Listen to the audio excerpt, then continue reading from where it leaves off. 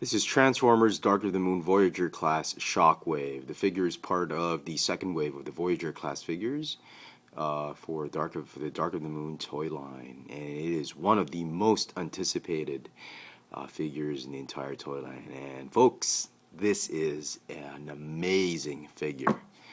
Here he is, just showing off his backlighting. Very nice. His piping, light piping. Sorry. So let's get him into full view. Very, very cool. I'm very pleased with this figure. And for some reason, I think Michael Bay got this guy wrong again. In G1, he was a statistician. Not a statistician, a tactician. Excuse me. He was one of the... he was sort of the... if Megatron had general, Starscream would be the Earth general, and this guy would be the Cybertron general. And he left Cybertron. He left him in charge of Cybertron when Megatron followed the Autobots to Earth. So anyway, he was supposed to be like one of the brains, as I said, one of the smart generals in the Decepticon army. And I think I have this inkling feeling that Michael Bay screwed it up and turned this guy into an enforcer, into sort of like a bouncer type, a thug. Just another Decepticon thug from the looks of things, because he's a very menacing ogre-like, troll-like form, because he's not as slender. Well, yeah, he's got these big limbs. Anyway, but he's pretty cool. In the G1 tradition of Shockwave, they still kept him with a Cyclops eye, one eye. Just not sure if it were yellow or red. Anyway, he has a gun for a hand.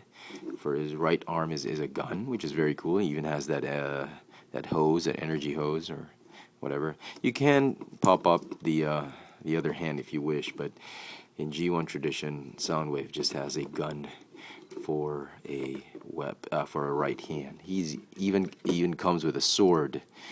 For this Dark of the Moon incarnation. So, just a quick look at packaging. Here it is, and as you will notice, the colors of Shockwave are actually in a very deep type of violet type of purple. Even the MechTech weapon is painted differently with a red button, and as you can see here, he is done in a more of a lilac type of metallic purple. Which is not bad. I mean, I think this is more G1 accurate, albeit I think it's a mix between the dark and the light type of purple. But anyway, it doesn't really matter. We got a really good figure here, folks, and easily a must-have for all you Movieverse fans. Okay, he comes with a MechTech weapon, which you can activate by pushing this button. Turns into like a bigger gun. Not the best gimmick in the world, but it's there. The hose, or the energon, whatever you call it, the energy hose or whatever, it plugs into the back, which this thing, if you move this one aside, it can rotate upward or downward depending on how you want to pose your figure, because if you put it up here, it's very difficult for him to point his gun at anybody. So you need to put it down for you to point his gun. So there, we'll put that there. The same thing here. Where the hose connects is, you can also rotate it inward and outward, depending on how you want to pose your figure. To activate the MechTech weapon, you need to have the hose pointed downward. Otherwise, it'll get in the way of the guns, as it is. Okay. So there, very cool. Give you a 360 of the figure. Now somebody requested a size comparison with Revenge of the Fallen Voyager Megatron. I do apologize, I forgot to get him. I don't have him. I stuck him at the back of the shelf where he originally was, and it's too difficult to get him out right now. What I do have is the Dark of the Moon Megatron, which I'm sure a lot of you have already picked up by now. Presuming that because of the hype this figure has, I'm sure a lot of you have gotten him. About the same size, although I think in the movie Megatron should be a little bit bigger. just a tad bit. But what do you know? This is really, I mean, he's really pretty small in scale, as I mentioned in my review of him. So let's get that aside. Revenge of the Fallen Starscream, the Voyager class figure, everybody's favorite Voyager class figure from Revenge of the Fallen toy line. He's actually bigger, and he's pretty small.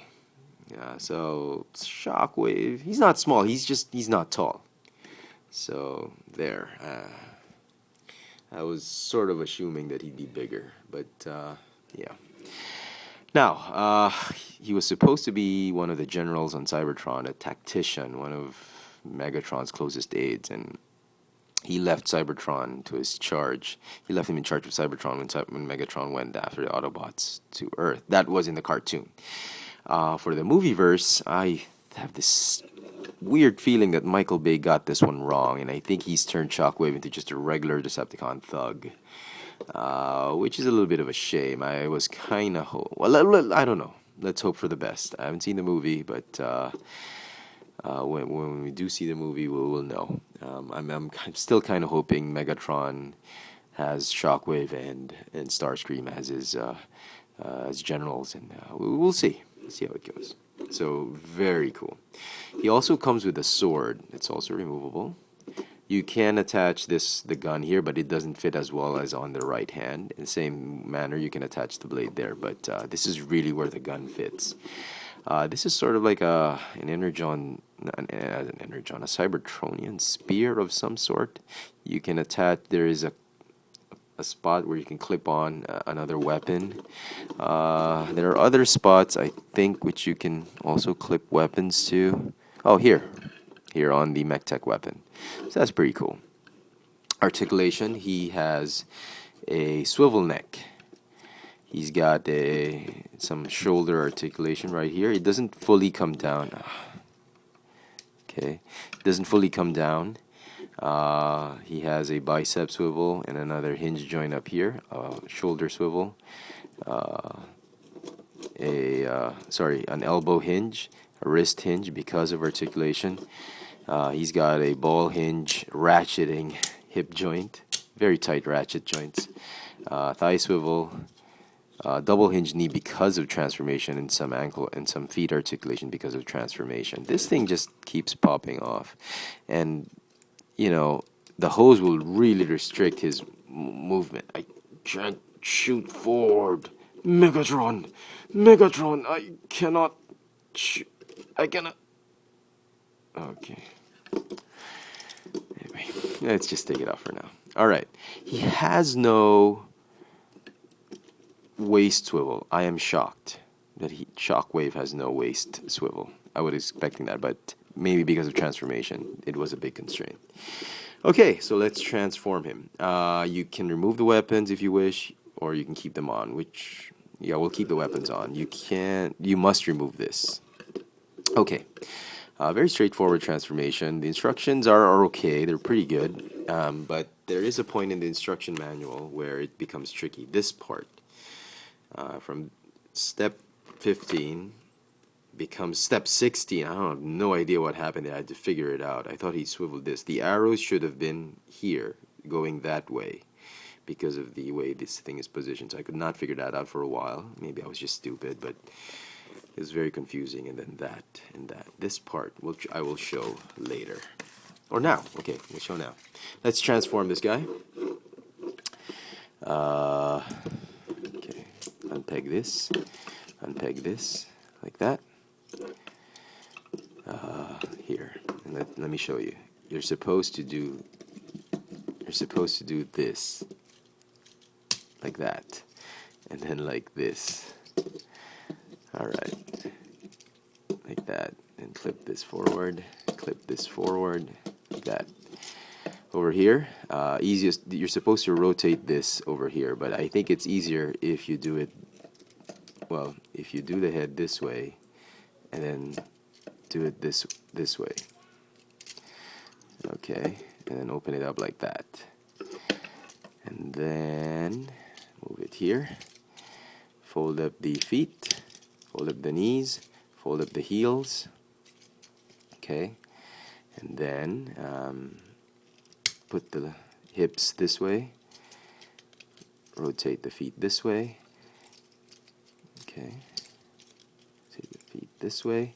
Now you don't want to overshoot this one. You don't want to fold it too high up. You just want to fold it as low as possible. Excuse me. Okay, snap them in. You want to fold it as low as possible, otherwise you're going to miss these pegs, which will peg onto this sort of a cylindrical thing. So put that up there. Now move the energon port there, the hose port, and then it's going to tab there, and underneath this thing is going to tab here. So like that. See, just fold it as low as you can, and then they're supposed to tab in perfectly. So as low as possible. When you bend it, just bend it low, not too high. So, okay. Attach these here. Okay. There. Attach these here. Here. Oh. Okay. Clip these, the chest there, and finally just peg in the arms. Now there's supposed to be tabs there that tab into those, so just do that. And then these tab here, there are grooves here for those. Oh, sorry, for those, they sort of fit here. Okay. Oh, what am I doing? Okay. There you go. Okay. Okay. And then the hose, instructions say you're supposed to like slot it back in here, but it is close to impossible to do that. Excuse me. I tried it. It's very difficult. You'd have to. I don't know how to do it.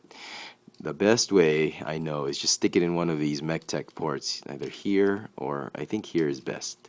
There's another one here. You can put another MechTech weapon here and here. So I think that's best. So there you go.